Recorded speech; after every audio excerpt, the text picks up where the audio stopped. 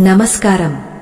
సకల లోకాలకు ఆదరువు అయిన ఆ శ్రీమన్నారాయణుడి పాదపద్మాలకు నమస్కరిస్తూ ఈరోజు మనం ఒక అద్భుతమైన, ప్రతి ఒక్కరి జీవితానికి అత్యంత అవసరమైన విషయాన్ని తెలుసుకోబోతున్నాం. మానవ జీవితంలో కష్టాలు, కన్నీళ్లు అనేవి సాధారణం. కాని కొన్నిసార్లు ఆ కష్టాలు మనల్ని ఉక్కిరిబిక్కిరి చేస్తాయి. ముఖ్యంగా ఆర్థికపరమైన ఇబ్బందులు మనిషిని కుంగదీస్తాయి. ఎంత కష్టపడినా చేతిలో చిల్లిగవ్వ నిలబడకపోవడం, చేసిన అప్పులు తీరకపోవడం, పేదరికం అనే చీకటిలో మగ్గిపోవడం చాలామంది అనుభవించే నరకం.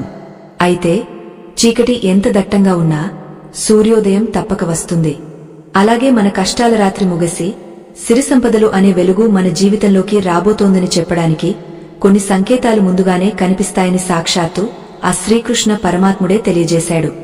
ఈరోజు మనం చెప్పుకోబోయే ఈ విషయం కేవలం ఒక కథ కాదు, ఇది మన తలరాతను మార్చే ఒక జీవన సత్యం.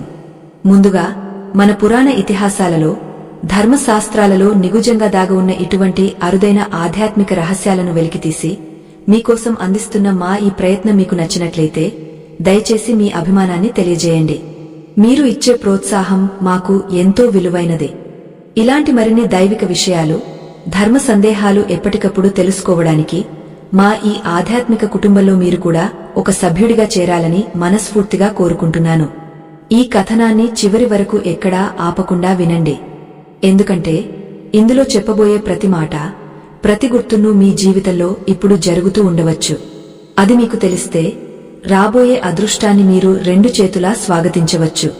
ఇక ఏమాత్రం ఆలస్యం చేయకుండా ఆ జగన్నాటక సూత్రధారి చెప్పిన పరమ సత్యాలను తెలుసుకుందాం. ఈ ప్రపంచంలో ప్రతి జీవి సుఖాన్ని కోరుకుంటుంది. ఆ సుఖం ధనంతో ముడిపడి ఉందని మనందరికీ తెలుసు. ధనం మూలం ఇదం జగత్ అని పెద్దలు ఊరికే అనలేదు. ధనముంటేనే ధర్మాన్ని ఆచరించగలం, సమాజంలో గౌరవాన్ని పొందగలం, మన వారికి అండగా నిలబడగలం. కాని ఆ మహాలక్ష్మీదేవి కటాక్షం అందరికీ అంత సులభంగా దొరకదు. ఆమె చంచల స్వభావం కలిగినది, ఒకచోట స్థిరంగా ఉండదు అని పురాణాలు చెబుతున్నాయి. మరి అటువంటి చంచలమైన లక్ష్మిని మన ఇంట్లో స్థిరంగా ఉంచుకోవడం ఎలా? అసలు మనకు మంచి రోజులు రాబోతున్నాయని, దారిద్ర్యం తొలగపోబోతోందని మనకు ఎలా తెలుస్తుంది? ఈ ప్రశ్నలకు సమాధానం ద్వాపర యుగంలోనే శ్రీకృష్ణుడు చాలా స్పష్టంగా వివరించాడు. ఒకానొక సందర్భంలో పాండవులు అరణ్యవాసంలో ఉన్నప్పుడు ధర్మరాజు మనసులో అనేక సందేహాలు మెదులుతూ ఉండేవి. రాజలక్ష్మి తమను విడిచిపెట్టి వెళ్లిపోయిందని, మళ్లీ తాము ఎప్పుడు ఆనందంగా జీవిస్తామో అని అతను ఆవేదన చెందేవాడు. అప్పుడు శ్రీకృష్ణుడు పాండవులను ఓదార్చుతూ, మనిషి జీవితంలో సంభవించే ప్రతి మార్పుకు ముందు ప్రకృతి కొన్ని సంకేతాలను ఇస్తుందని చెప్పాడు.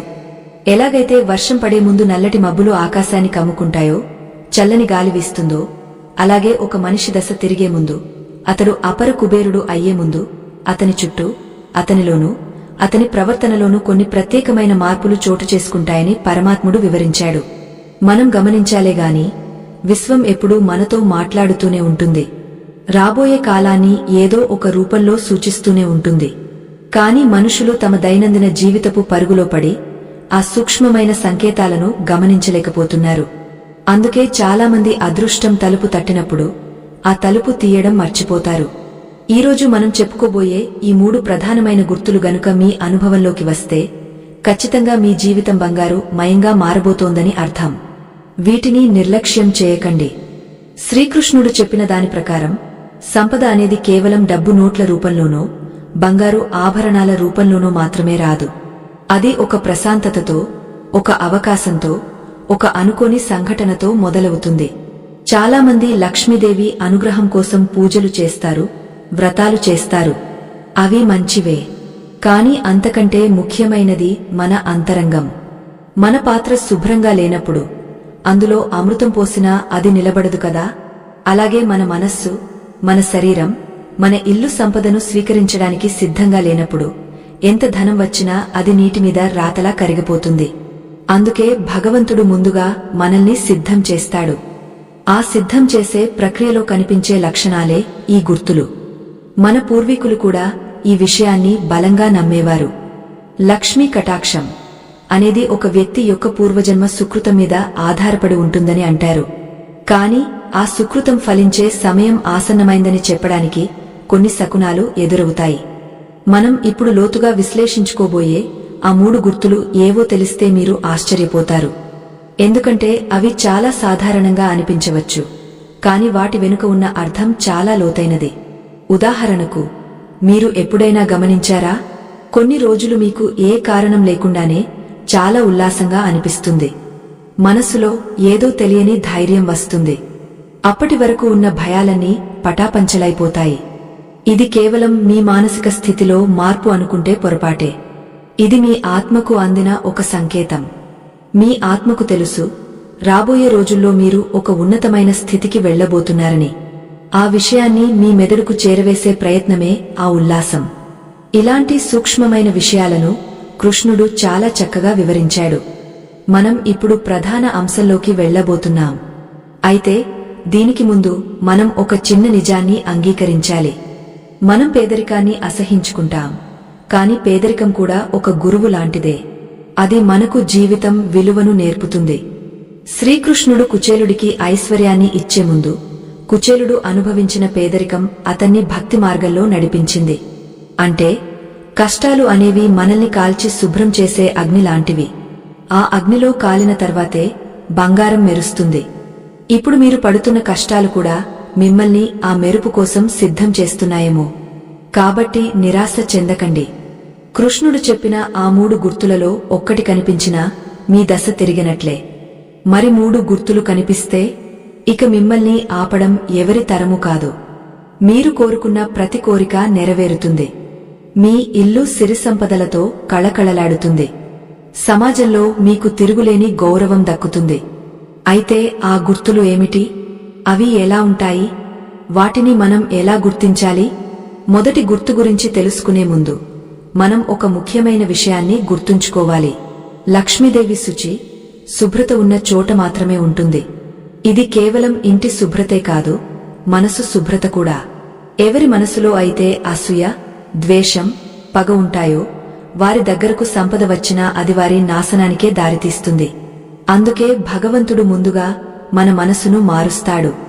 మీకు ధనం రాబోయే ముందు మీ ఆలోచన విధానంలో ఒక విచిత్రమైన, సానుకూలమైన మార్పు వస్తుంది. ఇదే శ్రీకృష్ణుడు చెప్పిన మొదటి రహస్యానికి పునాది. ఈ లోకంలో ధనవంతులు కావాలని ఎవరికి ఉండదు? ప్రతి ఒక్కరూ కోరుకుంటారు. కాని కోరిక వేరు, అర్హత వేరు. ఆ అర్హతను సంపాదించుకున్న వారికి మాత్రమే ప్రకృతి సహకరిస్తుంది.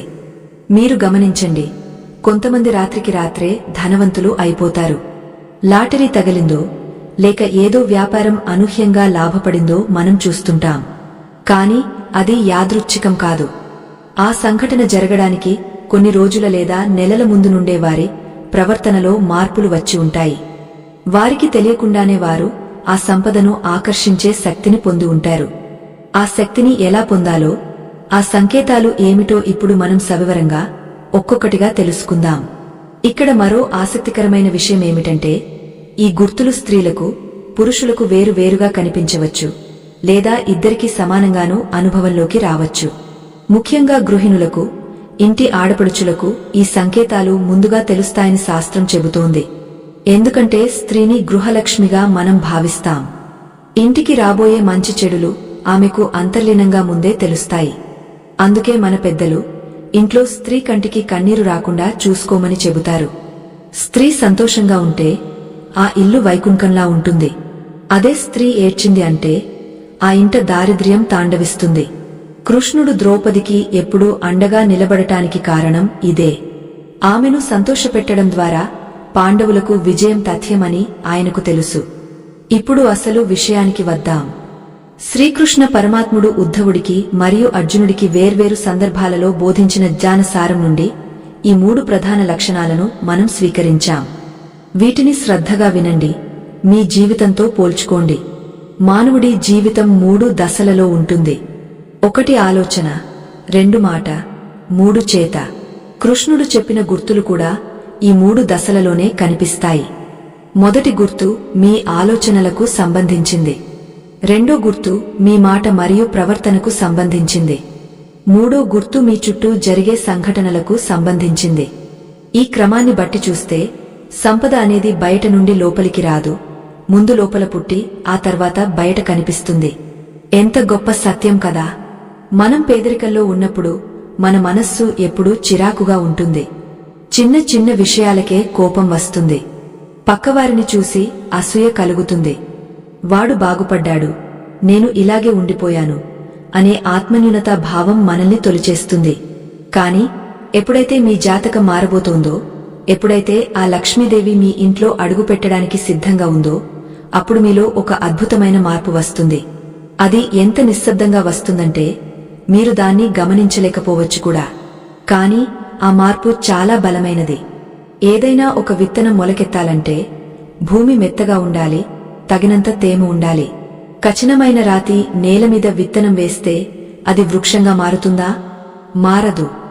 అలాగే సంపద అనే వృక్షం మీ జీవితంలో పెరగాలంటే మీ మనస్సు అనే భూమి సిద్ధం కావాలి.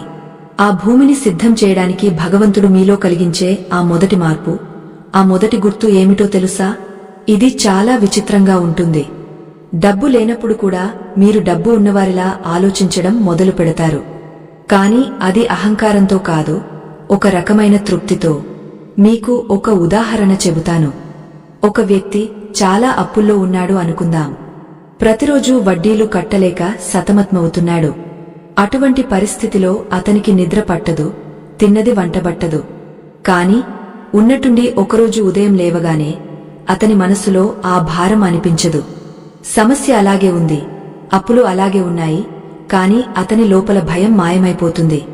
ఏదో ఒక దారి దొరుకుతుందిలే, భగవంతుడు ఉన్నాడు అనే ఒక గాయమైన నమ్మకం, ఒక ప్రశాంతత అతన్ని ఆవహిస్తుంది. ఇది పిచ్చితనం కాదు, ఇది రాబోయే శుభానికి నాంది. ఇలాంటి అనుభవం మీకు ఎప్పుడైనా ఎదురైందా? కష్టాల్లో ఉన్నప్పుడు కూడా అకారణంగా మనసు ప్రశాంతంగా అనిపించిందా? అయితే మీరు సిద్ధంగా ఉండండి. ఇంకా లోతుగా చెప్పాలంటే ఈ మొదటి గుర్తులో చాలా ఉపలక్షణాలు ఉన్నాయి. వాటిని మనం జాగ్రత్తగా పరిశీలించాలి. ఎందుకంటే మనసు అనేది ఒక కోతి లాంటిది. అది ఎప్పుడూ గంతులు వేస్తూనే ఉంటుంది. దాన్ని అదుపులో ఉంచుకోవడం సామాన్య మానవులకు కష్టం. కాని దైవానుగ్రహం ఉన్నప్పుడు అది సాధ్యమవుతుంది. ఆ స్థితిని స్థితప్రజ్ఞత అని గీతలో కృష్ణుడు అన్నాడు. పూర్తిగా కాకపోయినా కొంతవరకైనా ఆ స్థితప్రజ్ఞత మీలో కనిపిస్తే మీరు విజయానికి చేరువలో ఉన్నట్టే. ఇప్పుడు మనం ఆ మొదటి గుర్తును పూర్తిగా విశ్లేషించబోతున్నాం. ఇది విన్న తర్వాత గత కొన్ని రోజులుగా లేదా వారాలుగా మీ ప్రవర్తనలో, మీ ఆలోచనల్లో వచ్చిన మార్పులను మీరు ఒక్కసారి గుర్తు చేసుకోండి. ఒకవేళ ఈ లక్షణాలు మీలో కనిపిస్తుంటే ఖచ్చితంగా కామెంట్ రూపంలో మాకు తెలియజేయండి. ఎందుకంటే అది 10 మందికి స్ఫూర్తినిస్తుంది. శ్రీకృష్ణుడు చెప్పిన ఆ 3 అత్యంత శక్తివంతమైన సంకేతాలలో మొదటిది మరియు అత్యంత కీలకమైనది మీ అంతరంగ శుద్ధి మరియు నిష్కల్మషమైన ఆనందం. అవును, మీరు విన్నది నిజమే. డబ్బు రాకముందే ఆనందం రావడం ఏంటి అని మీరు అనుకోవచ్చు. కాని సృష్టి ధర్మం అదే. ఆనందం ఉన్నచోటే ఐశ్వర్యం ఉంటుంది. దుంహకం ఉన్నచోట దారిద్ర్యం ఉంటుంది. మనం అనుకుంటాం డబ్బు వస్తే ఆనందం వస్తుందని. కాని కృష్ణుడు అంటాడు, నువ్వు ఆనందంగా ఉండు, అప్పుడు డబ్బు అదే వస్తుంది అని. ఈ లాజిక్ అర్థం చేసుకోవడం కొంచెం కష్టమే. కాని దీన్ని ఆచరణలో ఎలా గుర్తించాలో ఇప్పుడు చూద్దాం. మీకు రావలసిన గొప్ప సంపదకు సూచికగా మీలో మొట్టమొదట కనిపించే మార్పు ఏమిటంటే మీకు ఇతరుల మీద ఉన్న కోపం, ద్వేషం తగ్గిపోతాయి. ముఖ్యంగా మిమ్మల్ని ఇబ్బంది పెట్టిన వారిని కూడా మీరు క్షమించే గుణాన్ని అలవర్చుకుంటారు. నిన్నటి వరకు ఎవరినైతే చూసి మీరు రగిలిపోయారో ఈరోజు వారిని చూస్తే మీకు జాలి కలుగుతుంది, లేదా వారి పట్ల ఎటువంటి ప్రతికూల భావన కలగదు. మీ మనస్సు ఒక తెల్లని కాగితంలా మారుతుంది. ఇది ఎందుకు జరుగుతుంది? ఎందుకంటే మీలో సాత్విక గుణం పెరుగుతోంది. సాత్విక గుణం పెరిగినప్పుడు మనిషి దైవానికి దగ్గరవుతాడు. దైవానికి దగ్గరైన వాడికి లక్ష్మీదేవి దాసోహం అవుతుంది. ఈ మొదటి గుర్తులో ఇంకొక ముఖ్యమైన కోణం ఉంది. అదేంటంటే సంతృప్తి. డబ్బు లేనప్పుడు సంతృప్తి ఎలా ఉంటుంది? అసలు ఉండకూడదు కదా, ఇంకా సంపాదించాలనే కసి ఉండాలి కదా అని మీరు అడగవచ్చు. కసి ఉండాలి, కాని అత్యాశ ఉండకూడదు, అసహనం ఉండకూడదు. మీకు అకస్మాత్తుగా ఉన్నదానితో తృప్తి పడే మనస్తత్వం వస్తుంది. ఈ రోజు ఇంత దొరికింది చాలు, రేపటి గురించి దేవుడు చూసుకుంటాడు అనే భావన బలంగా నాటుకుంటుంది. ఎప్పుడైతే మీరు నాకు ఇది చాలు అనుకుంటారో అప్పుడు ప్రకృతి నీకు ఇంకా ఇవ్వాలి అని నిర్ణయించుకుంటుంది. ఇది విశ్వం యొక్క రహస్య సూత్రం అని ఆధునిక కాలంలో అంటారు, కాని మన పూర్వీకులు దీన్నే సంకల్ప బలం అన్నారు. మీలో ఆ కొరత అనే భావన పోయి సమృద్ధినే భావన మొదలవుతుంది. అలాగే మొదటి గుర్తులో భాగంగా మీకు దైవభక్తి పెరుగుతుంది. అప్పటి వరకు పూజలు చేయని వారు కూడా అకస్మాత్తుగా దీపం పెట్టాలనిపించడం, దేవాలయానికి వెళ్లాలనిపించడం, దైవనామ స్మరణ చేయాలనిపించడం జరుగుతుంది. ఉదయాన్నే మెలకువ రావడం, బ్రహ్మ ముహూర్తంలో మనసు తేలికగా ఉండటం కూడా ఇందులో భాగమే. మీరు నిద్రలేవగానే అలసటగా కాకుండా ఒక నూతనోత్సాహంతో లేస్తున్నారా? అయితే శుభవార్త వినడానికి సిద్ధంగా ఉండండి. మరొక ఆసక్తికరమైన విషయమేమిటంటే పశుపక్ష్యాదుల పట్ల ప్రేమ. మీకు అకస్మాత్తుగా మూగ జీవాలకు ఆహారం పెట్టాలనిపించడం, వాటిని ఆదరించాలనిపించడం జరుగుతోందా? ఆవును చూస్తే నమస్కరించాలని, కుక్కలకు బిస్కెట్లు వేయాలని, పక్షులకు గింజలు చల్లాలని అనిపిస్తోందా? ఇది సామాన్యమైన విషయం కాదు. ఎందుకంటే ఆ మూగ జీవాలలో భగవంతుడు ఉంటాడు. వాటి ఆకలి తీర్చాలనే ఆలోచన మీకు వచ్చిందంటే ఆ పరమాత్ముడు మిమ్మల్ని ఒక మాధ్యమంగా ఎంచుకున్నాడని అర్థం. ఎవరి చేతిలో అయితే అన్నం ఉంటుందో ఆ చేతిలో లక్ష్మి ఉంటుంది. దానగుణం పెరగడం అనేది రాబోయే ఐశ్వర్యానికి అతి పెద్ద సూచిక. మీ దగ్గర లేకపోయినా ఉన్నంతలో ఇతరులకు సహాయం చేయాలనే తపన మీలో మొదలైందంటే భగవంతుడు మీ ఖజానాను నింపడానికి సిద్ధమయ్యాడని అర్థం చేసుకోండి. అయితే కేవలం ఈ మానసిక మార్పులు మాత్రమే సరిపోతాయా? కాదు. ఇవి కేవలం పునాది మాత్రమే.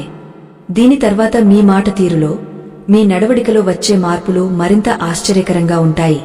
అంతేకాకుండా మీ చుట్టూ కనిపించే కొన్ని భౌతికమైన శకునాలు, కలలో వచ్చే దృశ్యాలు కూడా ఇందులో కీలక పాత్ర పోషిస్తాయి. శ్రీకృష్ణుడు వాటి గురించి ఇంకా లోతుగా, ఇంకా స్పష్టంగా వివరించాడు. ముఖ్యంగా రెండవ గుర్తు గురించి వింటే మీరు ఆశ్చర్యంతో ముక్కున వేలు వేసుకుంటారు. ఎందుకంటే అది మన రోజువారీ జీవితంలో మనం చేసే చాలా చిన్న పనులలో దాగ ఉంటుంది. అసలు ఆ రెండవ గుర్తు ఏమిటి? మన మాట తీరు, వార్తాలాపం సంపదను ఎలా ఆకర్షిస్తుంది? మనకు తెలియకుండానే మనం మాట్లాడే కొన్ని మాటలు లక్ష్మీదేవిని ఎలా దూరం చేస్తున్నాయి, లేదా ఎలా దగ్గరకు పిలుస్తున్నాయి? మరియు మూడవ గుర్తులో భాగంగా మనకు కలలో కనిపించవలసిన జంతువులు, వస్తువులు ఏమిటి? నిద్రలో ఉన్నప్పుడు మనకు తెలియకుండానే మన ఆత్మ ఏ లోకాల్లో విహరిస్తూ సంపదను పోగుచేస్తుంది? ఈ విషయాలని రాబోయే భాగాలలో మనం కూలంకషంగా తెలుసుకోబోతున్నాం. కానీ ఒక్క నిమిషం, మీలో ఈ మొదటి గుర్తు అంటే మనశ్శాంతి, దైవభక్తి, దానగుణం, ఇతరుల పట్ల ప్రేమ, ఇవి ఇప్పటికే మొదలయ్యాయా? ఒక్కసారి ఆలోచించుకోండి. మీ సమాధానం అవును అయితే మీరు అదృష్టవంతులు. కాని ఇది కేవలం ఆరంభం మాత్రమే. అసలైన మ్యాజిక్ ముందుంది. కృష్ణుడు చెప్పిన ఆ మిగిలిన రెండు అద్భుతమైన గుర్తులు మరియు చివరిగా సంపద వచ్చిన తర్వాత దాన్ని ఎలా కాపాడుకోవాలో చెప్పిన హెచ్చరికలు వినకుండా ఈ విషయాన్ని వదిలేయకండి. ఎందుకంటే సగం జ్ఞానం ఎప్పుడూ ప్రమాదకరం. పూర్ణ జ్ఞానం మాత్రమే పూర్ణ ఫలితాన్ని ఇస్తుంది. ఇప్పుడు మనం తెలుసుకున్నది కేవలం మీ అంతరంగంలో జరిగే మార్పు మాత్రమే. మరి బయట ప్రపంచంలో మీ ప్రవర్తన ఎలా మారబోతోంది, సమాజం మిమ్మల్ని చూసే దృష్టి ఎలా మారబోతోంది అనే విషయాలు మన మొదటి భాగంలో మన అంతరంగంలో అంటే మన ఆలోచనల్లో వచ్చే మార్పుల గురించి తెలుసుకున్నాం. మనసు ప్రశాంతంగా మారడం, ద్వేషం పోయి ప్రేమ పుట్టడం, దైవ చింతన కలగడం వంటివి ఐశ్వర్యానికి మొదటి మెట్టు అని అర్థం చేసుకున్నాం. అయితే ఇది కేవలం పునాది మాత్రమే. మనసులో కలిగిన ఈ మార్పులు మన బయటి ప్రవర్తనలో ఎలా ప్రతిబింబిస్తాయి? మన మాట తీరు, మన నడవడిక, మన దినచర్యలో వచ్చే అద్భుతమైన మార్పులే ఆ రెండవ గుర్తు. శ్రీకృష్ణ పరమాత్ముడు చెప్పిన ఈ రెండవ లక్షణం చాలా విశేషమైనది. ఎందుకంటే ఇది మనకు మాత్రమే కాదు, మన చుట్టూ ఉన్నవారికి కూడా స్పష్టంగా కనిపిస్తుంది. మీరు గమనించండి, సమాజంలో ఎవరైనా గొప్ప స్థాయికి వెళ్లినప్పుడు ఆయన మొహంలో ఏదో కల వచ్చింది, ఆయన మాటలో ఏదో ఆకర్షణ ఉంది అని జనం అనుకుంటూ ఉంటారు. ఆ కల, ఆ ఆకర్షణ ధనం వచ్చిన తర్వాత వచ్చినవి కావు. అవి ధనం రాకముందే ఆ వ్యక్తిని ఆవహించిన శుభ లక్షణాలు. లక్ష్మీదేవి ఒక ఇంటికి రావడానికి ముందు ఆ ఇంటి యజమాని యొక్క వాక్కును, శరీరాన్ని శుద్ధి చేస్తుంది. ఈ ప్రక్రియలో భాగంగా మీకు కనిపించే రెండవ గుర్తులోని ప్రధాన అంశం వాక్ శుద్ధి.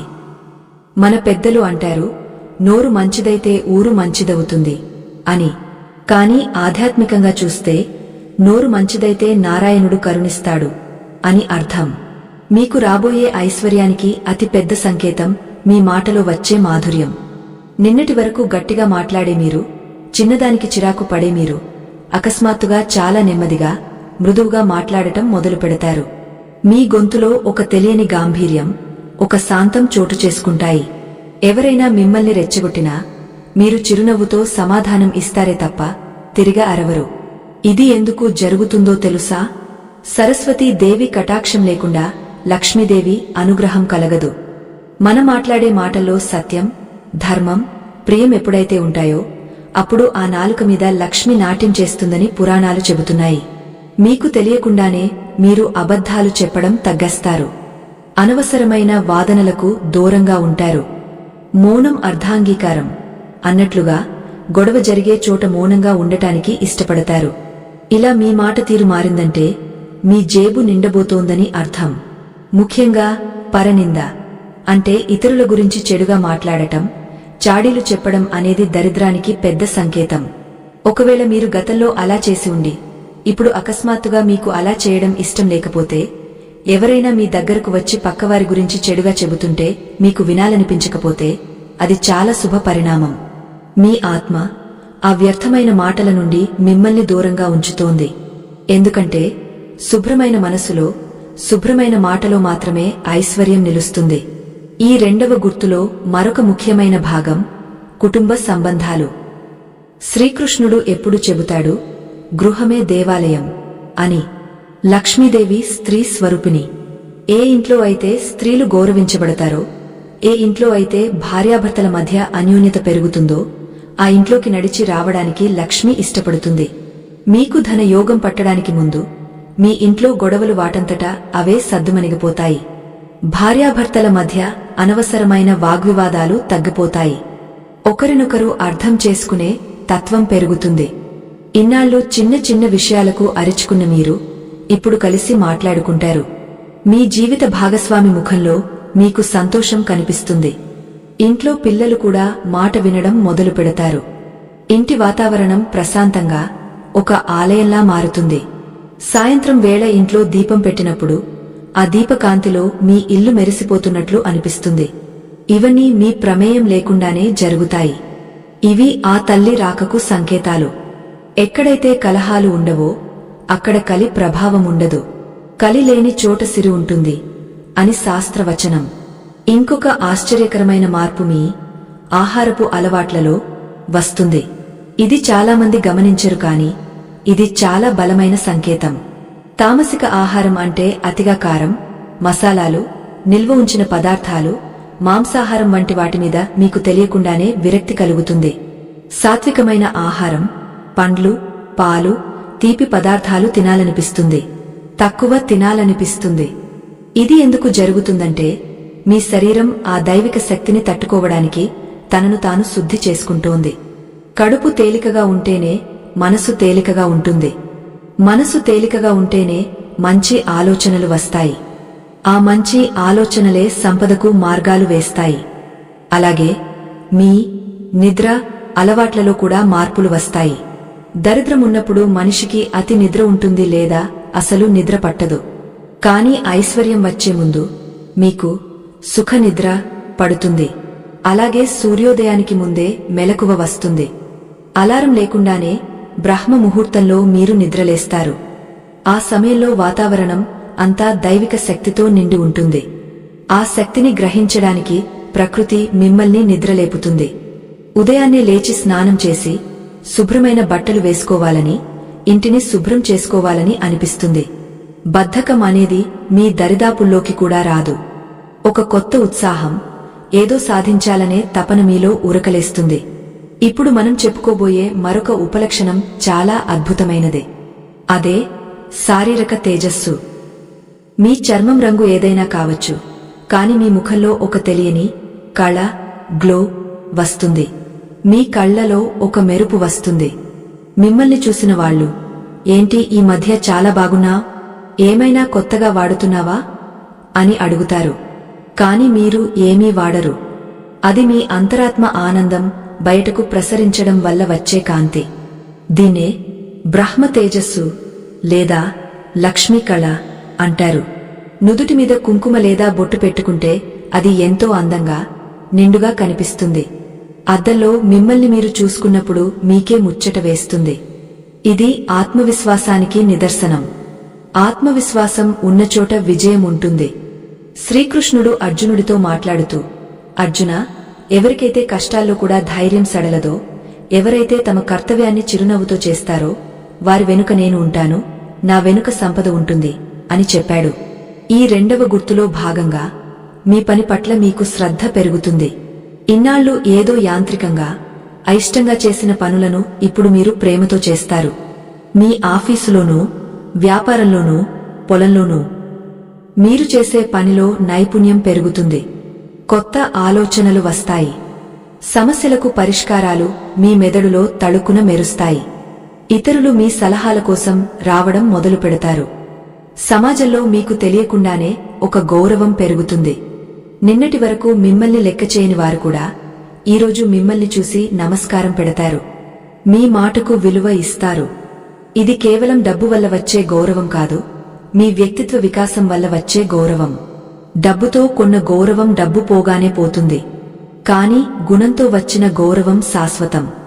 ఆ గౌరవమే సంపదను ఆకర్షిస్తుంది. మీకు ఒక చిన్న ఉదాహరణ చెబుతాను. ఒక వ్యాపారి ఉన్నాడు అనుకుందాం. అతని వ్యాపారం సరిగా సాగడం లేదు. కాని అతను నిరాశ చెందకుండా తన కస్టమర్లతో మర్యాదగా మాట్లాడటం, సరుకు నాణ్యతను పెంచడం, లాభం రాకపోయినా చిరునవ్వుతో సేవ చేయడం మొదలుపెట్టాడు అనుకోండి. ఆ ప్రవర్తనే ఒక అయస్కాంతంలా పనిచేసి కస్టమర్లను ఆకర్షిస్తుంది. అలాగే మీ ప్రవర్తన మారినప్పుడు అవకాశాలు మిమ్మల్ని వెతుక్కుంటూ వస్తాయి. ఇంకొక ఆసక్తికరమైన విషయం, మీకు తెలియకుండానే మీరు పొదుపు చేయడం మొదలు పెడతారు. అనవసరమైన ఖర్చులు తగ్గించుకుంటారు. చేతిలో ఉన్న కొద్దిపాటి ధనాన్ని ఎలా సద్వినియోగం చేసుకోవాలో మీకు అర్థమవుతుంది. ఇది పిసినారితనం కాదు, ఇది ఆర్థిక క్రమశిక్షణ. లక్ష్మీదేవికి దుబారా ఖర్చు చేసేవాళ్లు అంటే ఇష్టముండదు. ధనాన్ని గౌరవించే వారి దగ్గరే ఆమె నిలుస్తుంది. మీకు ఆ తెలివి అకస్మాత్తుగా వస్తుంది. మీ స్నేహితుల బృందం కూడా మారుతుంది. కాలక్షేపం చేసే స్నేహితులు దూరమై మీకు జ్ఞానాన్ని, ధైర్యాన్ని ఇచ్చే కొత్త వ్యక్తులు పరిచయం అవుతారు. లేదా పాత స్నేహితులే మీతో మంచి విషయాలు మాట్లాడటం మొదలు పెడతారు. సత్సంగం అంటే మంచివారి సహవాసం దొరకడం అనేది చాలా గొప్ప అదృష్టం. అది మీ దశ మారుతుందనడానికి నిదర్శనం. ఈ రెండవ గుర్తులో చివరిగా గమనించాల్సిన అంశం ఓర్పు. జీవితంలో ఎన్నో ఒడిదుడుకులు ఉంటాయి. కాని ఇప్పుడు మీకు వాటిని తట్టుకునే శక్తి వస్తుంది. ఇది కూడా గడిచిపోతుంది అనే స్థిరమైన బుద్ధి ఏర్పడుతుంది. ఎప్పుడైతే మనిషికి ఓర్పు వస్తుందో అప్పుడు ప్రకృతి అతనిని పరీక్షించడం ఆపి అనుగ్రహించడం మొదలు పెడుతుంది. ఒక్కసారి వెనక్కి తిరిగి చూసుకోండి. మీ మాటలో కాఠిన్యం తగ్గిందా? మీ ఇంట్లో గొడవలు తగ్గాయా? మీ ముఖంలో కళ పెరిగిందా? అనవసరమైన విషయాలను పట్టించుకోవడం మానేశారా? ఉదయాన్నే లేవగలుగుతున్నారా? ఈ లక్షణాలు కనుక మీలో కనిపిస్తుంటే ఇక ఆలస్యం లేదు. ఆ జగన్నాథుడు మీ తలరాతను బంగారు అక్షరాలతో తిరగరాస్తున్నాడు. మీరు ధనవంతులు కావడం ఖాయం. అయితే ఇవన్నీ మన ప్రవర్తనకు సంబంధించినవి. కాని మన ప్రమేయం లేకుండా ప్రకృతి మనకు కొన్ని సంకేతాలను ఇస్తుంది. కలలో దేవుళ్ళు, జంతువులు కనిపించడం, బయట వెళ్లేటప్పుడు శకునాలు ఎదురవడం, ఇంట్లో కొన్ని విచిత్రమైన సంఘటనలు జరగడం. ఇవి మూడవ గుర్తులో భాగం. ఇవి చాలా సూటిగా, చాలా స్పష్టంగా మీ భవిష్యత్తును చూపిస్తాయి. ఉదాహరణకు, మీకు కలలో పాము కనిపిస్తే ఏమవుతుంది? లేదా ఒక ముత్తైదువ కలలో కనిపిస్తే దానికి అర్థమేమిటి? మీరు బయటకు వెళ్లేటప్పుడు ఆవు ఎదురైతే అది దేనికి సంకేతం? బల్లిమీద పడితే అది మంచిదా చెడ్డదా? ఇవన్నీ మూఢనమ్మకాలు కావు, ఇవి శకున శాస్త్రం. శ్రీకృష్ణుడు వీటి గురించి చాలా లోతైన వివరణ ఇచ్చాడు. రాబోయే మూడవ భాగంలో ఈ అద్భుతమైన శకునాలు, స్వప్న ఫలితాలు మరియు ప్రకృతి సంకేతాల గురించి మనం తెలుసుకోబోతున్నాం. ఇవి తెలిస్తే మీరు రేపు జరగబోయేదాన్ని ఈరోజే ఊహించగలరు. ఆ రహస్య సంకేతాలు, కలలో కనిపించే ఆ విశేష దృశ్యాలు ఏమిటో, అవి మీ జీవితాన్ని ఎలా మార్చబోతున్నాయో తెలుసుకోవడానికి సిద్ధంగా ఉన్నారా? ఈ విషయాలు వింటే మీ రోమాలు నిక్కబొడుచుకుంటాయి. అంతటి శక్తివంతమైన ఆ మూడవ గుర్తు గురించి తెలుసుకోవడానికి శుభోదయం. మనం గత 2 భాగాల్లో చాలా కీలకమైన విషయాలను చర్చించుకున్నాం. మొదటి గుర్తుగా మన అంతరంగంలో, అంటే మన ఆలోచనల్లో వచ్చే మార్పులను గమనించాం. రెండవ గుర్తుగా మన ప్రవర్తనలో, మాట తీరులో, మన దినచర్యలో వచ్చే సాత్విక మార్పులను తెలుసుకున్నాం. ఈ రెండూ మన చేతుల్లో ఉండి మన ప్రయత్నం ద్వారా సాధించుకునేవి. కానీ ఇప్పుడు మనం తెలుసుకోబోయే మూడవ గుర్తు చాలా విభిన్నమైనది, అత్యంత శక్తివంతమైనది. ఇది మన చేతుల్లో ఉండదు. ఇది ప్రకృతి, ఆ పరమాత్ముడు మనకు పంపే సందేశం. అదే శకునాలు, కలలు మరియు మన చుట్టూ జరిగే అద్భుత సంఘటనలు. శ్రీకృష్ణుడు ధర్మరాజుకు ఒక సందర్భంలో ఇలా చెప్పాడు: ధర్మనందన, సృష్టిలో ఏది జరగబోతున్నా దానికి సంబంధించిన ఛాయలు ముందుగానే కనిపిస్తాయి. రాబోయే వసంతానికి కోకిలగానం ఎలా సూచికో, అలాగే రాబోయే ఐశ్వర్యానికి కొన్ని శుభ శకునాలు సూచికలు. ఈ విశ్వం మొత్తం ఒకదానితో ఒకటి అనుసంధానించబడి ఉంది. మీకు ధనం రాబోయే ముందు ప్రకృతిలోని పంచభూతాలు మీకు సహకరిస్తాయి. ఆ సంకేతాలను మనం ఎలా గుర్తించాలో ఇప్పుడు లోతుగా పరిశీలిద్దాం. ముందుగా మన ఇంటి నుండే ఈ పరిశీలన మొదలు పెడదాం. మీ ఇంట్లో తులసి మొక్క ఉందా? సాధారణంగా మనం రోజూ నీళ్లు పోస్తుంటాం. కాని మీకు ఐశ్వర్యం రాబోయే ముందు ఆ తులసి మొక్కలో ఒక అద్భుతమైన మార్పు కనిపిస్తుంది. మీరు ప్రత్యేకంగా ఏ ఎరువులు వేయకపోయినా ఆ మొక్క అకస్మాత్తుగా పచ్చగా, దట్టంగా పెరుగుతుంది. దాని ఆకులు కాంతివంతంగా మెరుస్తాయి. తులసి సాక్షాత్తు లక్ష్మీ స్వరూపం. ఆమె ఆనందంగా కళకళలాడుతోంది అంటే ఆ తల్లి మీ ఇంట స్థిరనివాసం చేయడానికి సిద్ధమైందని అర్థం. ఒకవేళ మీ ఇంట్లో తులసి మొక్క వాడిపోతుంటే అది మంచిది కాదు. కాని అది అకస్మాత్తుగా చిగురించి పచ్చగా మారితే అది మీకు పట్టబోయే బంగారు భవిష్యత్తుకు మొదటి సాక్ష్యం. అలాగే మీ ఇంట్లో వాతావరణం గురించి గమనించండి. ఏ విధమైన సుగంధ ద్రవ్యాలు, అగరుబత్తులు వెలిగించకుండానే కొన్నిసార్లు ఇంట్లో ఒక రకమైన కమ్మని వాసన, సువాసన వస్తుంది. ఇది చాలా అరుదుగా జరుగుతుంది. అలా జరిగినప్పుడు అది దైవిక శక్తుల సంచారానికి నిదర్శనం. దేవతలు సంచరించే చోట సుగంధం వెలువడుతుందని పురాణాలు చెబుతున్నాయి. లక్ష్మీదేవికి సుగంధం అంటే చాలా ఇష్టం. మీ ఇల్లు సువాసనతో నిండిపోయిందంటే ఆమె మీ గడప దాటి లోపలికి వచ్చిందని అర్థం చేసుకోవాలి. ఇప్పుడు మనం బయట ప్రపంచంలో కనిపించే శకునాల గురించి మాట్లాడుకుందాం. మీరు ఏదైనా ముఖ్యమైన పనిమీద లేదా ఉద్యోగానికి, వ్యాపారానికి బయలుదేరినప్పుడు మీకు ఎదురయ్యే దృశ్యాలు చాలా కీలకం. మీరు ఇంటి గడప దాటగానే ఒక ఆవు తన లేగదూడకు పాలిస్తూ కనుక కనిపిస్తే అది అత్యంత శుభ శకునం. ఆవులో సకల దేవతలు ఉంటారు.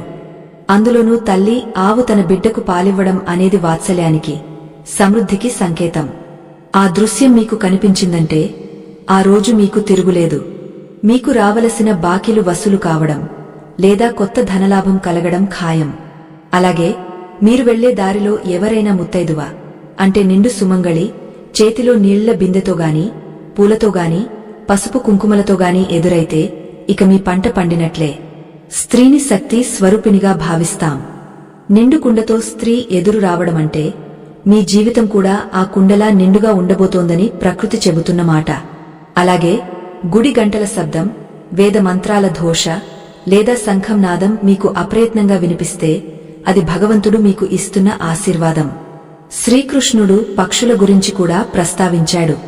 మీ ఇంటికి పక్షులు తరచుగా రావడం, గూళ్లు కట్టుకోవడం, పావురాలు లేదా పిచ్చుకలు, అవి కిలకిలారావాలు చేయడం శుభసూచిక. పక్షులకు భవిష్యత్తు తెలుసు అంటారు. అవి ఏ ఇంటినైతే సురక్షితంగా, ఆనందంగా భావిస్తాయో ఆ ఇంటికే వస్తాయి. అవి వచ్చాయంటే ఆ ఇంట్లో నెగటివ్ ఎనర్జీ పోయి పాజిటివ్ ఎనర్జీ నిండిందని అర్థం. ముఖ్యంగా తెల్లని పక్షులు లేదా చిలుకలు ఇంటి ఆవరణలో కనిపిస్తే అది ధన యోగానికి సంకేతం.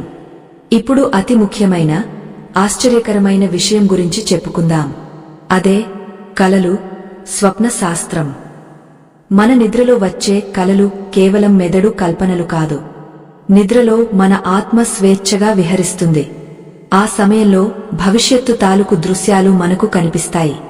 కృష్ణుడు చెప్పిన దాని ప్రకారం మీకు ధనవంతులయ్యే యోగముంటే మీకు కొన్ని ప్రత్యేకమైన కలలు వస్తాయి. వాటిని జాగ్రత్తగా వినండి. మొదటిది నీరు. కలలో మీరు విశాలమైన సముద్రాన్ని గాని, నిండుగా ప్రవహిస్తున్న నదిని గాని చూస్తే, లేదా మీరు నదిలో ఈదుతున్నట్లు కలవస్తే అది సంపద ప్రవాహానికి సంకేతం. నీరు అంటే జీవం. నీరు అంటే సంపద. ఎండిపోయిన నది కనిపిస్తే కష్టం, కాని నిండుగా ఉన్న నీరు కనిపిస్తే అది అఖండ ఐశ్వర్యం. అలాగే వర్షం పడుతున్నట్లు, ఆ వర్షంలో మీరు తడుస్తున్నట్లు కలవస్తే లక్ష్మీ కటాక్షం మీమీద వర్షంలా కురవబోతోందని అర్థం. రెండవది ఎత్తు ఎక్కడం. కలలో మీరు ఏదైనా పర్వతం ఎక్కుతున్నట్లు, లేదా ఒక పెద్ద భవనం మెట్లు ఎక్కి పైకి వెళ్తున్నట్లు, లేదా ఆకాశంలో ఎగురుతున్నట్లు కనిపిస్తే అది మీ జీవితంలో రాబోయే ఉన్నతికి నిదర్శనం. మీరు ఇప్పుడు ఉన్న స్థితి నుండి ఉన్నత స్థితికి వెళ్లబోతున్నారని మీ ఆత్మ మీకు చెబుతోంది. ఈ కల వచ్చిన కొద్ది రోజుల్లోనే మీకు ప్రమోషన్ గాని, వ్యాపారంలో లాభం గాని, సమాజంలో గౌరవం గాని పెరుగుతుంది. మూడవది జంతువులు. కలలో ఏనుగు, ముఖ్యంగా తెల్ల ఏనుగు కనిపిస్తే అది రాజయోగానికి సంకేతం. గజలక్ష్మి అంటే ఏనుగులతో కూడిన లక్ష్మి. ఏనుగు ఐశ్వర్యానికి, కీవికి ప్రతీక. అలాగే గుర్రం కనిపిస్తే మీ పనుల్లో వేగం పెరుగుతుందని అర్థం. మరొక విచిత్రమైన విషయమేమిటంటే పాము. చాలామంది పాము కలలో కనిపిస్తే భయపడతారు.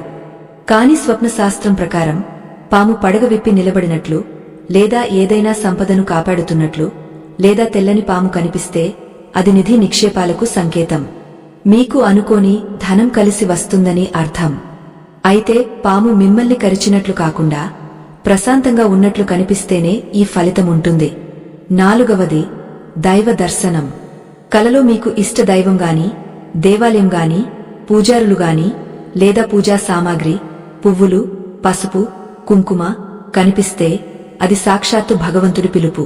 నేను నీతో ఉన్నాను, నీ కష్టాలు తీరాయి అని ఆయన చెబుతున్న మాట అది. ముఖ్యంగా కమలం పువ్వు, శంఖం, చక్రం వంటివి కనిపిస్తే అది విష్ణుమూర్తి అనుగ్రహానికి తిరుగులేని సాక్ష్యం. అలాగే కలలో పాలు, పెరుగు, నెయ్యి వంటి తెల్లని పదార్థాలు కనిపించినా లేదా తింటున్నట్లు అనిపించినా భోగభాగ్యాలు కలుగుతాయి. ఇక మన శరీరానికి సంబంధించిన కొన్ని శకునాలు కూడా ఉన్నాయి. మీ కుడి అరచేయి పురుషులకు, లేదా ఎడమ అరచేయి స్త్రీలకు తరచుగా దురద పెడుతోందా? ఇది చాలామంది నమ్మే విషయమే అయినా దీని వెనుక ఒక సత్యముంది. అరచేతిలో లక్ష్మీ స్థానముంటుంది. అక్కడ శక్తి ప్రవాహం జరిగినప్పుడు దురదగా అనిపిస్తుంది. అంటే ధనం మీ చేతికి అందబోతోందని అర్థం. అలాగే కన్ను అదిరితే కూడా పురుషులకు కుడి, స్త్రీలకు ఎడమ శుభం జరుగుతుందని అంటారు. మరొక ఆసక్తికరమైన విషయమేమిటంటే దారిన పోతున్నప్పుడు దొరికే నాణేలు. మీరు నడుచుకుంటూ వెళ్తుంటే రోడ్డు మీద మీకు కాయిన్స్ గాని, డబ్బులు గాని దొరికాయా? అది తక్కువ మొత్తమే కావచ్చు, ₹1 కావచ్చు. కాని దాన్ని తక్కువ అంచనా వేయకండి. అది లక్ష్మీదేవి మీకు పంపిన చిన్న బహుమతి. దాన్ని ఎప్పుడూ ఖర్చు చేయకూడదు.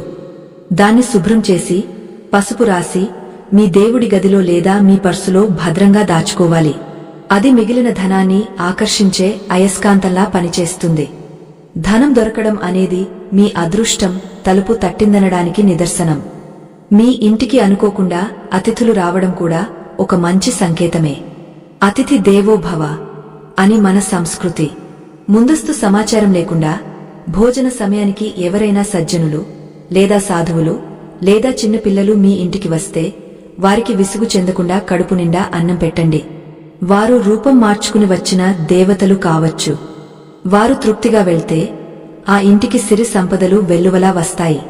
కుచేలుడు కృష్ణుడి దగ్గరకు వెళ్లినప్పుడు కృష్ణుడు అతిథి మర్యాదలు చేయడం వల్లనే కుచేలుడి దరిద్రం పోయింది. ఇప్పుడు ఒక ముఖ్యమైన ప్రశ్న. ఈ 3 గుర్తులు అంటే మనసులో మార్పు, ప్రవర్తనలో మార్పు మరియు ప్రకృతి ఇచ్చే సంకేతాలు, ఇవన్నీ మీకు కనిపిస్తున్నాయా?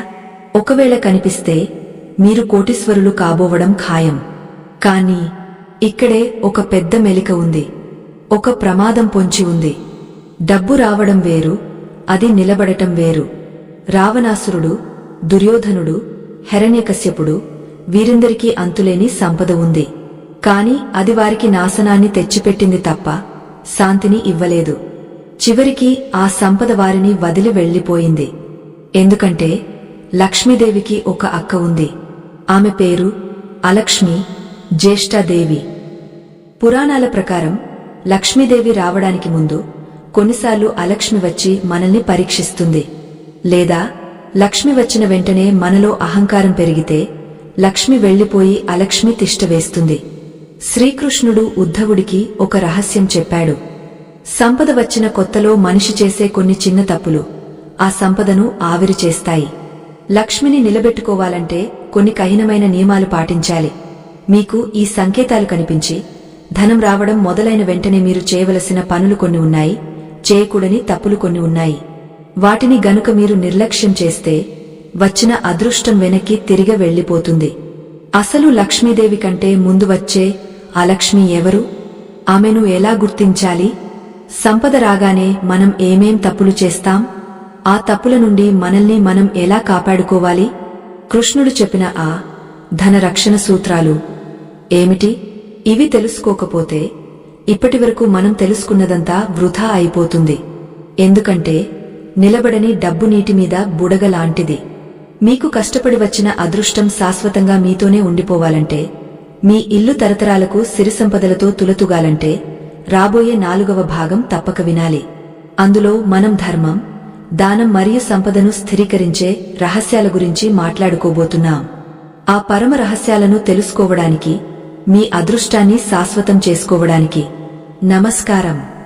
మనం ఇప్పటివరకు 3 అద్భుతమైన భాగాలను దాటుకుని వచ్చాం.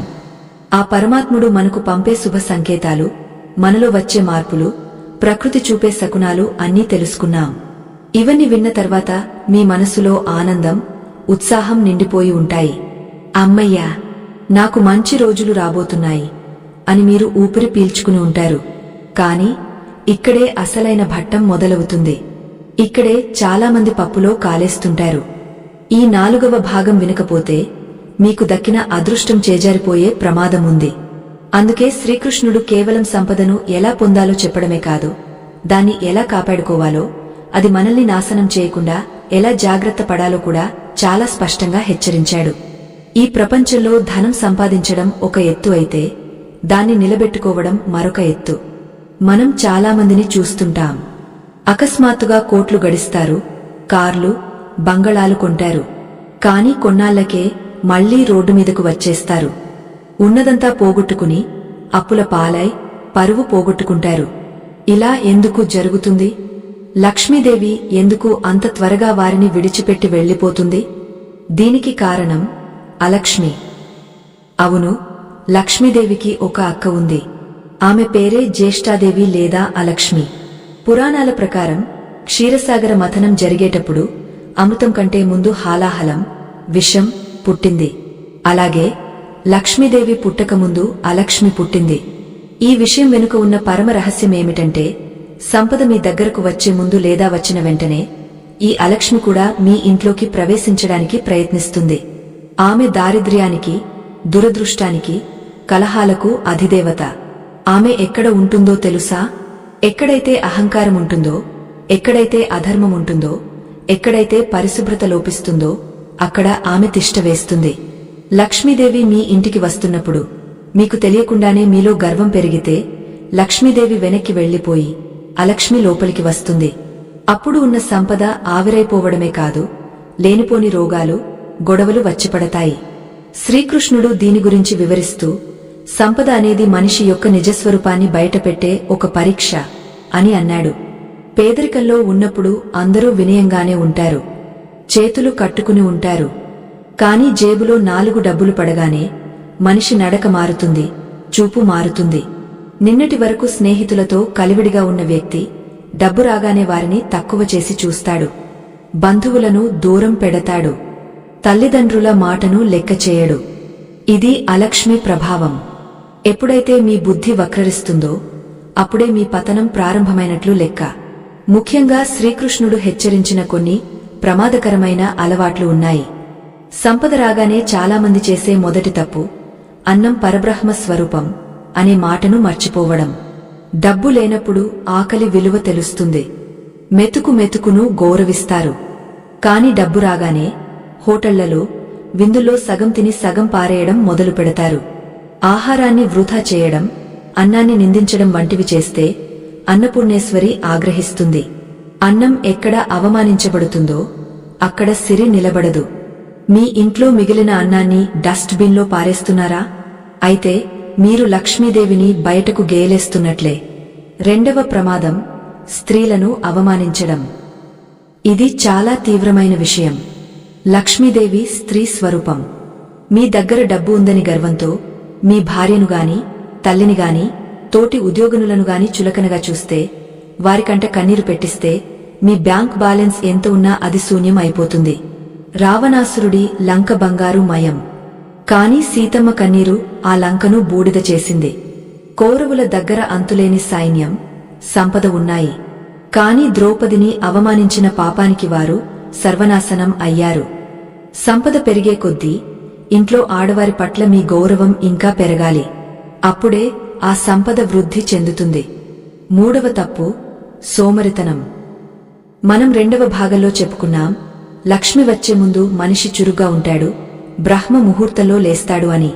కాని దురదృష్టమేమిటంటే డబ్బు రాగానే మనిషికి బద్ధకం వస్తుంది. నా దగ్గర డబ్బుంది కదా, పనివాళ్లు చేస్తారులే అని నిద్రపోవడం మొదలు పెడతాడు. సూర్యుడు నెత్తిమీదకు వచ్చినా నిద్ర లేవకపోవడం, ఇంటిని అపరిశుభ్రంగా ఉంచుకోవడం, స్నానం చేయకుండా భోజనం చేయడం వంటి తామసిక అలవాట్లు అలవర్చుకుంటారు. గుర్తుంచుకోండి, లక్ష్మీదేవి చంచలమైనది. ఆమె ఒకచోట స్థిరంగా ఉండదు. ఆమెను కట్టిపడేయగలిగేది కేవలం శ్రమ మరియు శుద్ధి మాత్రమే. మీరు శ్రమించడం మానేస్తే ఆమె వేరే చోటికి వెళ్లిపోతుంది. శ్రీకృష్ణుడు చెప్పిన మరొక ముఖ్యమైన విషయం వ్యసనాలు. ధనం రాగానే చాలామందికి లేనిపోని అలవాట్లు వస్తాయి. జూదం, మత్తుపానీయాలు, పరస్త్రీ వ్యామోహం వంటివి అలక్ష్మికి ఆహ్వాన పత్రికలు. మహాభారతంలో ధర్మరాజు అంతటి ధర్మాత్ముడే సంపద మదంతో జూదమాడి సర్వం కోల్పోయాడు. కలియుగంలో ఇది మరీ ఎక్కువ. పార్టీ పేరుతో చేసే అనవసరపు ఖర్చులు, విలాసాలు మీ పుణ్యాన్ని తినేస్తాయి. పుణ్యం అయిపోతే ధనం కూడా అయిపోతుంది. ఇది కర్మ సిద్ధాంతం. అలాగే దాన ధర్మం మర్చిపోవడం మరొక పెద్ద తప్పు.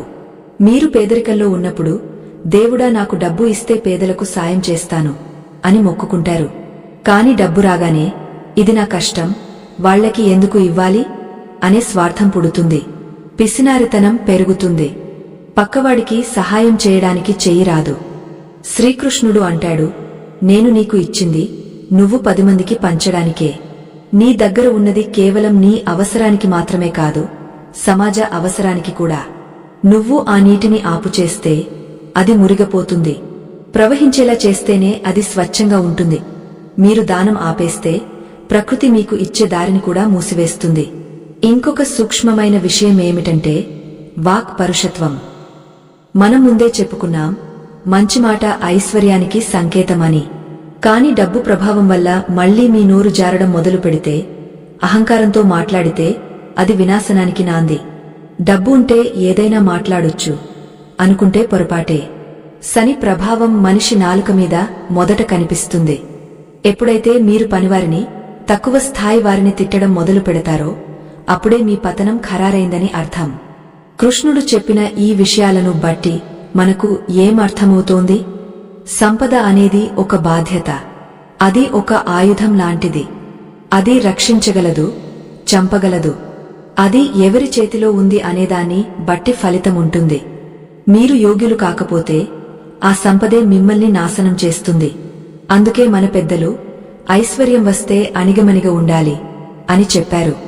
చెట్టుకు కాయలు కాసే కొద్దీ కొమ్మలు కిందకు వంగుతాయి. అలాగే మనిషికి సంపద పెరిగే కొద్దీ వినయం పెరగాలి. మీకు ఇప్పుడు ఆ 3 గుర్తులు కనిపిస్తున్నాయా?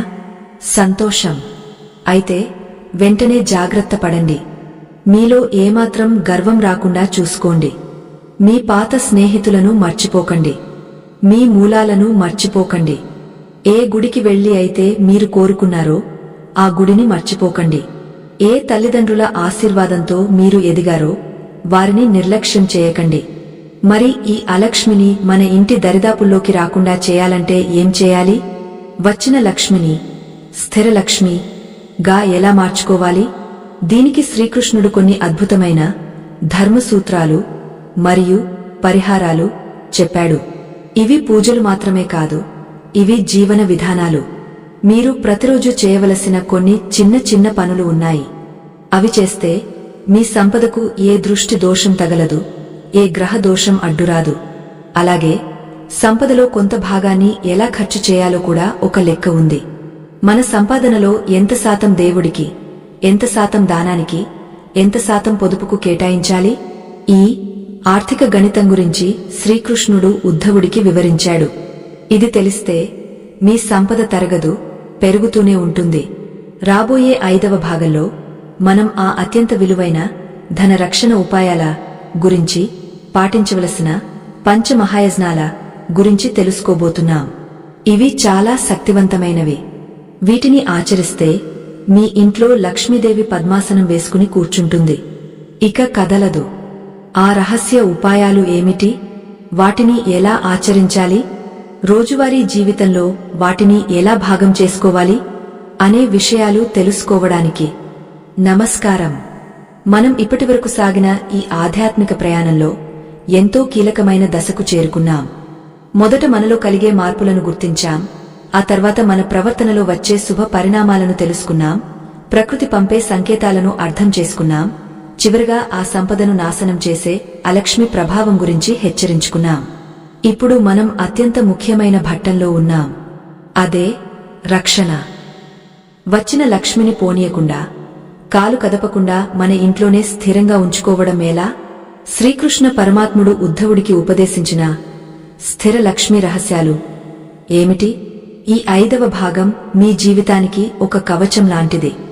దీన్ని శ్రద్ధగా వినండి, వీలైతే ఒక పుస్తకంలో రాసుకోండి. ఎందుకంటే ఇవి కేవలం మాటలు కాదు, మంత్రాల కంటే శక్తివంతమైన జీవన సూత్రాలు. లక్ష్మీదేవి స్వభావం చంచలం అని మనందరికీ తెలుసు. ఆమె మెరుపు తీగ లాంటిది.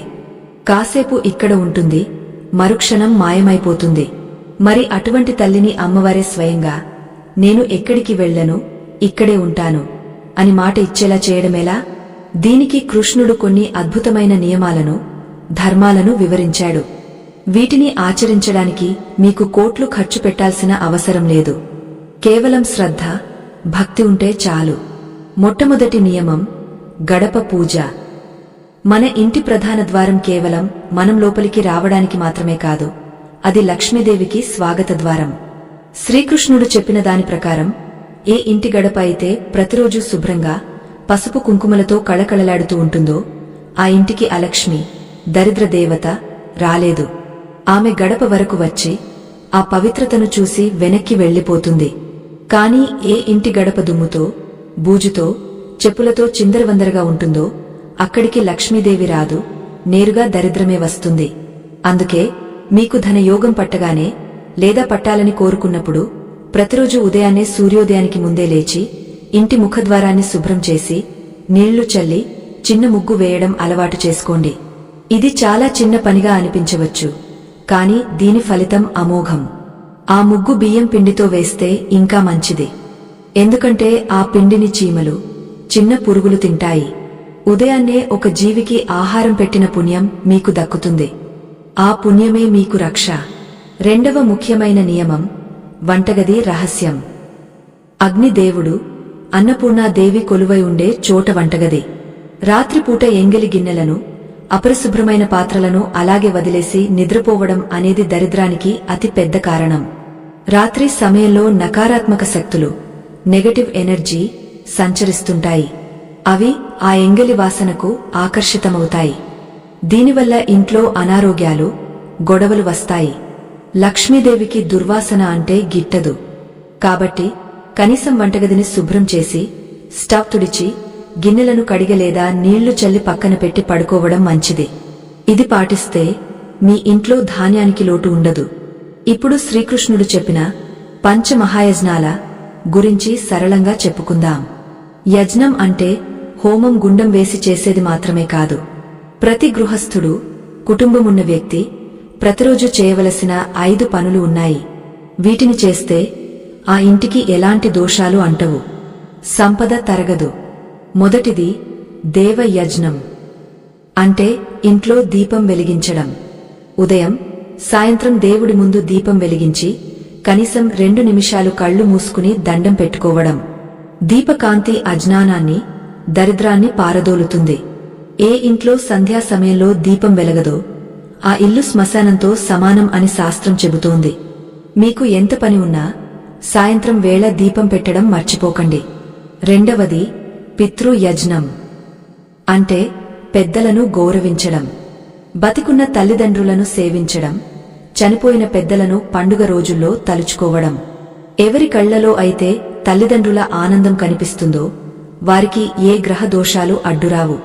కృష్ణుడు తన తల్లిదండ్రులైన దేవకి వసుదేవులను, పెంపుడు తల్లిదండ్రులైన యశోదనందులను ఎంతగా గౌరవించాడో మనకు తెలుసు. ఆ గుణమే ఆయనకు శ్రీకృష్ణుడిగా కీర్తిని తెచ్చింది. మూడవది మనుష్య యజ్ఞం, అంటే అతిథి సత్కారం. ఇంటికి వచ్చిన వారికి మంచి నీళ్లు ఇవ్వడం, వీలైతే అన్నం పెట్టడం. ఇది మనం ముందే చెప్పుకున్నాం. కాని ఇక్కడ ముఖ్యమైన విషయం ఏమిటంటే ఎవరైనా ఆకలితో ఇంటికి వస్తే వారిని వెనక్కి పంపకూడదు, ఒక ముద్ద అయినా పెట్టాలి. నాలుగవది భూత యజ్ఞం, ఇది చాలా శక్తివంతమైనది. మీ వంటగదిలో వండిన పదార్థంలో మొదటి ముద్దను లేదా మొదటి రొట్టెను వేరుగా తీసి దాన్ని ఆవుకుగాని, కాకికిగాని, కుక్కకుగాని పెట్టడం. మనం తినే ఆహారంలో కొంత భాగం ఈ సృష్టిలోని ఇతర జీవులకు చెందుతుంది. మనం మొత్తం మనమే తినేస్తే అది పాపం అవుతుంది. నా కోసం మాత్రమే కాదు, ఈ సృష్టి కోసమే నేను బతుకుతున్నాను అనే భావన దీని వెనుక ఉంది. గోమాతకు అరటిపండు లేదా పచ్చగడ్డి తినిపించడం వల్ల 33 కోట్ల దేవతల ఆశీర్వాదం లభిస్తుంది. ఇది మీకు ధన రక్షణ కవచంలా పనిచేస్తుంది. ఐదవది ఋషి యజ్ఞం లేదా బ్రహ్మ యజ్ఞం, అంటే మంచి విషయాలు తెలుసుకోవడం, 10 మందికి చెప్పడం, పురాణాలు చదవడం లేదా వినడం. ఇప్పుడు మీరు ఈ వీడియో ద్వారా చేస్తున్నది అదే. జ్ఞానాన్ని సముపార్జించడం కూడా ఒక యజ్ఞమే. ఇప్పుడు మనం ధన వినియోగం గురించి కృష్ణుడు చెప్పిన అద్భుతమైన గణితాన్ని చూద్దాం. డబ్బు రాగానే దాన్ని ఎలా వాడాలి? అంతా ఖర్చు పెట్టేయాలా? అంతా దాచేయాలా? కాదు. సంపదను 4 భాగాలుగా విభజించాలని శాస్త్రం చెబుతోంది.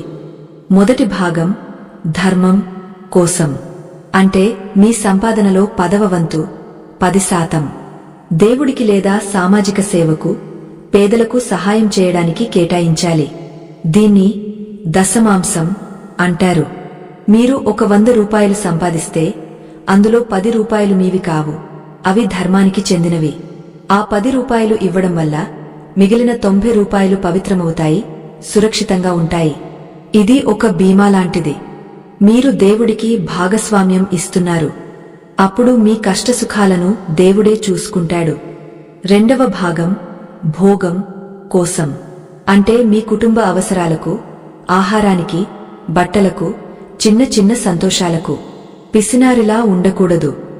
భగవంతుడు ఇచ్చింది అనుభవించడానికి కూడా, కాని అది ధర్మబద్ధంగా ఉండాలి. మీ పిల్లల చదువు, ఆరోగ్యం, ఇంటి నిర్వహణ ఇందులోకే వస్తాయి. మూడవ భాగం వృద్ధి కోసం, అంటే ఆ డబ్బును మళ్లీ పెట్టుబడి పెట్టడం. వ్యాపారంలో గాని, భూమి మీద గాని, లేదా పొదుపు రూపంలో గాని దాన్ని పెంచే మార్గాల్లో పెట్టాలి. లక్ష్మిని ఒకచోట బంధించకూడదు, ఆమెను పనిలో పెట్టాలి. అప్పుడే ఆమె రెట్టింపు అవుతుంది. నాలుగవ భాగం ఆపద కోసం, అంటే భవిష్యత్తులో రాబోయే కష్టాల కోసం కొంత దాచిపెట్టాలి. దీన్ని ముట్టుకోకూడదు. అత్యవసర పరిస్థితి వచ్చినప్పుడు మాత్రమే వాడాలి. ఈ 4 భాగాల సూత్రాన్ని ఎవరైతే పాటిస్తారో వారు జీవితంలో ఎప్పుడూ ఆర్థిక ఇబ్బందులు ఎదుర్కోరు. వారి దగ్గర ధనం నిండుకుండలా తొణికిసలాడుతూ ఉంటుంది. మరొక చిన్న చిట్కా, ఉప్పు. సముద్రంలో పుట్టింది కాబట్టి ఉప్పు లక్ష్మీ స్వరూపం. ఇంట్లో ఉప్పు ఎప్పుడూ నిండుగా ఉండాలి. ఉప్పు డబ్బా ఖాళీ కాకూడదు. అలాగే ఎవరికైనా ఉప్పును చేతితో నేరుగా ఇవ్వకూడదు. కింద పెట్టి తీసుకోమని చెప్పాలి లేదా చెంచాతో వేయాలి. సాయంత్రం పూట లేదా శుక్రవారం నాడు ఉప్పును ఎవరికీ అప్పుగా ఇవ్వకూడదు. వారానికి ఒకసారి రాళ్ల ఉప్పు, కల్లు ఉప్పు వేసిన నీటితో ఇల్లు తుడిస్తే ఇంట్లో ఉన్న దృష్టి దోషాలు, నకారాత్మక శక్తులు పోతాయి. ఇల్లు ప్రశాంతంగా మారుతుంది. అలాగే డబ్బును ఎప్పుడూ లెక్కలేనితనంగా ఎక్కడ పడితే అక్కడ పడేయకూడదు. పర్సులో నోట్లను మడతలు పడకుండా, చిరిగిపోకుండా భద్రంగా పెట్టుకోవాలి. చిల్లర నాణేలను కూడా గౌరవించాలి. లక్ష్మీదేవికి శుభ్రత అంటే ఇష్టం, క్రమశిక్షణ అంటే ప్రాణం. మీ బీరువాను, డబ్బు దాచే ప్రదేశాన్ని ఎప్పుడూ శుభ్రంగా, సువాసనతో ఉంచుకోండి. అక్కడ పసుపు, కుంకుమ లేదా గంధముంచడం మంచిది. మరొక ముఖ్యమైన విషయం కృతజ్ఞత. రాత్రి పడుకునే ముందు ఆ రోజు మీకు దొరికిన ఆహారానికి, మీకు ఉన్న నీడకు, మీ కుటుంబానికి, ఆ భగవంతుడికి ఒక్కసారి కృతజ్ఞతలు చెప్పుకోండి. దేవుడా, ఈ రోజు నన్ను కాపాడావు, నాకు ఇంత మంచి జీవితాన్ని ఇచ్చావు, ధన్యవాదాలు అని మనసులో అనుకోండి. కృతజ్ఞత ఉన్నవారికి ప్రకృతి ఇంకా ఇంకా ఇస్తుంది. మీరు ఎంత తృప్తి పడితే అంత ఎక్కువ పొందుతారు. చివరగా ఒక హెచ్చరిక, రహస్యం. మీకు అదృష్టం కలిసి వస్తున్నప్పుడు, మీకు ధన లాభం కలుగుతున్నప్పుడు ఆ విషయాన్ని అందరికీ డప్పు కొట్టి చెప్పకండి. నాకు లాటరీ తగిలింది, నాకు బోనస్ వచ్చింది, నేను ఆస్తి కొంటున్నాను అని ఊరంతా చెప్పుకుంటూ తిరగకండి. దిష్టి చాలా ప్రమాదకరమైనది. నరుడి కంటికి నల్ల రాయి కూడా పగులుతుంది అంటారు. మీ విజయాన్ని, మీ సంపదను సాధ్యమైనంత వరకు గోప్యంగా ఉంచండి. కేవలం మీ కుటుంబ సభ్యులతో మాత్రమే పంచుకోండి. చెట్టు ఎదిగే కొద్దీ దానికి గాలివాన దెబ్బ ఎక్కువ తగులుతుంది. అందుకే అది నిలబడాలంటే వేర్లు బలంగా ఉండాలి. ఆ వేర్లే మీ రహస్య ప్రవర్తన. ఆర్భాటం వద్దు, ఆడంబరం వద్దు. నిశ్శబ్దంగా ఎదగండి. మీ విజయం శబ్దం చేయాలి, మీ నోరు కాదు. ఇప్పటివరకు మనం చాలా విషయాలు నేర్చుకున్నాం. ఈ సూత్రాలన్నీ పాటిస్తే ఖచ్చితంగా మీ ఇల్లు సిరిసంపదలతో అలరారుతుంది. అయితే ఈ కథనం ఇక్కడితో ముగసిపోలేదు. అసలైన ముగింపు ఇంకా మిగిలే ఉంది. మనం డబ్బు సంపాదిస్తాం, దాచుకుంటాం, అనుభవిస్తాం. కాని చివరకు ఏం మిగులుతుంది? అసలు శ్రీకృష్ణుడు ఈ 3 గుర్తులను చెప్పడం వెనుక ఉన్న అంతిమ ఉద్దేశ్యం కేవలం మనల్ని ధనవంతులను చేయడమేనా? లేక అంతకంటే గొప్పది ఏదైనా ఉందా? అర్ధాంతరంగా ముగిసిన కథ ఎప్పుడూ పూర్తి ఫలితాన్ని ఇవ్వదు. 6వ భాగంలో మనం ఒక అద్భుతమైన ముగింపును చూడబోతున్నాం. అదే ఫలశ్రుతి. ఈ మొత్తం విషయాన్ని విన్న తర్వాత మీకు కలిగే అంతిమ ఫలితమేమిటి? అలాగే ఒకవేళ మీకు ఈ గుర్తులు ఇంకా కనిపించకపోతే వాటిని బలవంతంగా ఎలా తెచ్చుకోవాలి? అవును, ఆ రహస్యం కూడా ఉంది. మన ప్రయత్నంతో ఆ అదృష్టాన్ని ఎలా ఆకర్షించాలో చెప్పే తాంత్రిక రహస్యం సాత్విక మార్గంలో చివరి భాగంలో ఉంది. ఈ ప్రయాణం పూర్తి కావాలంటే ఆ చివరి మలుపు తిరగాల్సిందే. ఆ పరమ రహస్యాన్ని తెలుసుకోవడానికి, ఈ జ్ఞానాన్ని సంపూర్ణం చేసుకోవడానికి. నమస్కారం. మనం ఒక సుదీర్ఘమైన, అత్యంత పవిత్రమైన ఆధ్యాత్మిక ప్రయాణాన్ని పూర్తి చేసుకునే దశకు చేరుకున్నాం.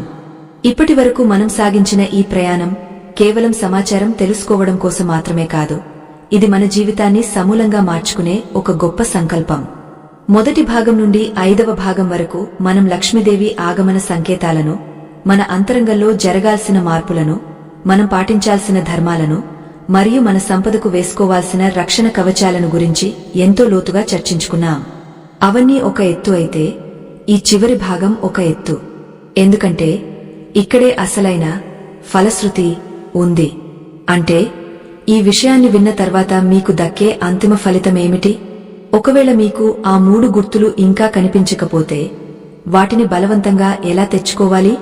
అవును, మన తలరాతను మనమే రాసుకునే శక్తిని ఆ భగవంతుడు మనకు ఇచ్చాడు. ఆ రహస్యమే ఈ చివరి ఘట్టంలో మనం తెలుసుకోబోతున్నాం. చాలామందికి ఒక సందేహం వచ్చి ఉంటుంది. అయ్యా, మీరు చెప్పిన గుర్తులు నా జీవితంలో ఇంకా కనిపించడం లేదు. అంటే నేను ఎప్పటికీ ధనవంతుడిని కాలేనా? నా జాతకం ఇంతేనా అని మీరు నిరాశ పడుతూ ఉండవచ్చు. కాని శ్రీకృష్ణుడు గీతలో ఒక అద్భుతమైన మాట చెప్పాడు. నా భక్తుడు ఎన్నటికీ నశించడు. విధి లిఖితం ఎలా ఉన్నా భక్తితో, ప్రయత్నంతో దాన్ని మార్చుకునే శక్తి మానవుడికి ఉంది. దీని అర్థమేమిటంటే, ఒకవేళ ప్రకృతి మీకు సంకేతాలు ఇవ్వకపోతే మీరే ప్రకృతికి సంకేతాలు ఇవ్వాలి. ఇది వినడానికి వింతగా ఉన్నా ఇది ముమ్మాటికి నిజం. దీన్నే తంత్రశాస్త్రంలో ఆకర్షణ సిద్ధాంతం అంటారు. మీకు ఆ 3 గుర్తులు కనిపించడం లేదా? ఫర్వాలేదు.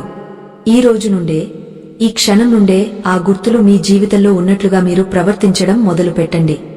ఇదే ఆ రహస్యం.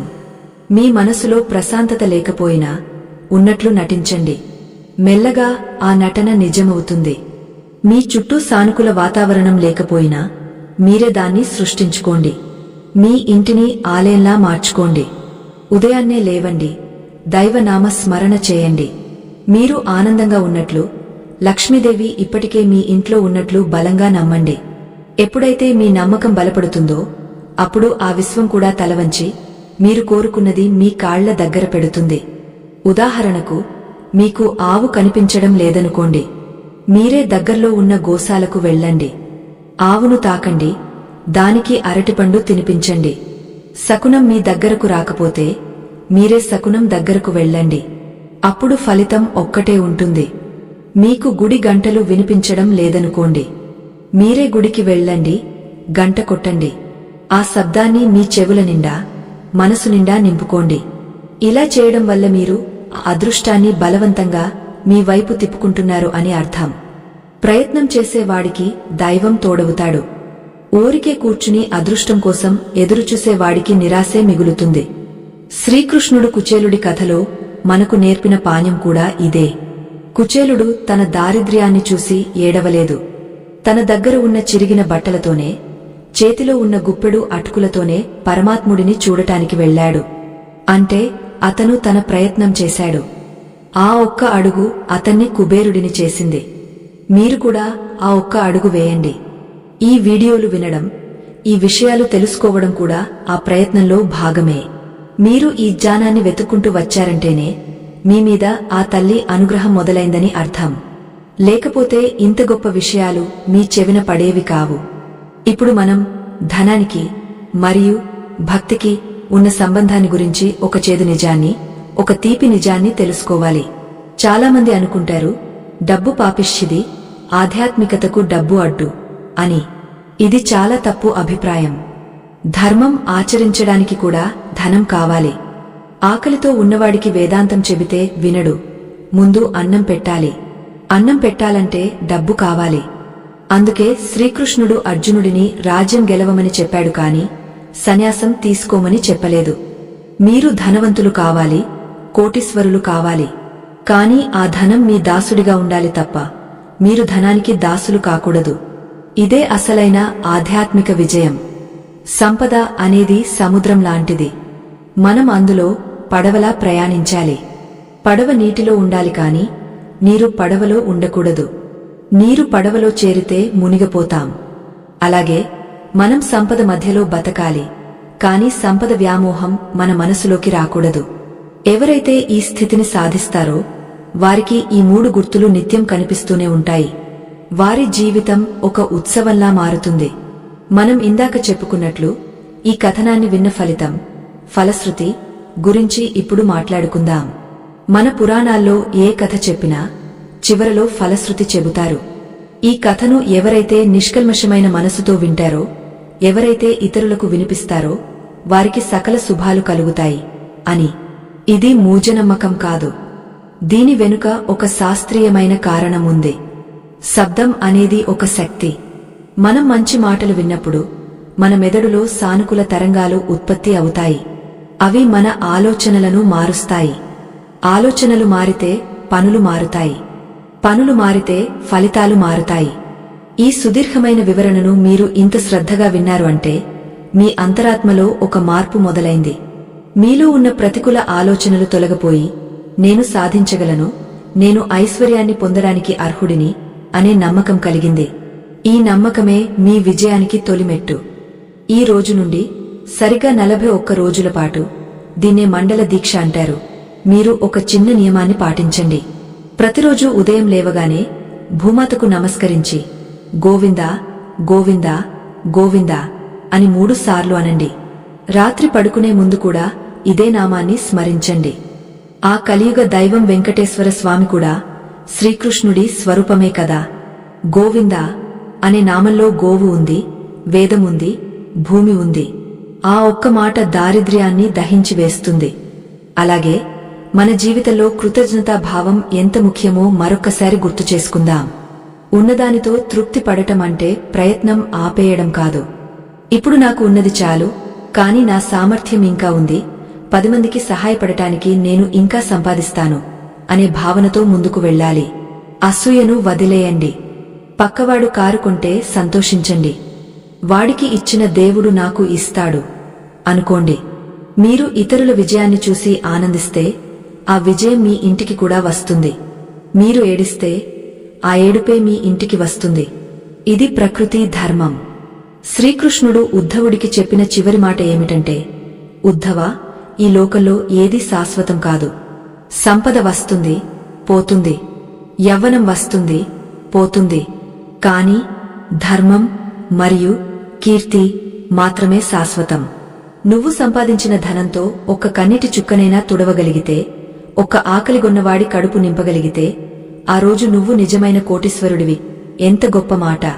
మన బ్యాంక్ బ్యాలెన్స్ కాదు, మనం సంపాదించిన పుణ్యం మాత్రమే మనతో వస్తుంది. అందుకే ధనంతో పాటు పుణ్యాన్ని కూడా సంపాదించండి.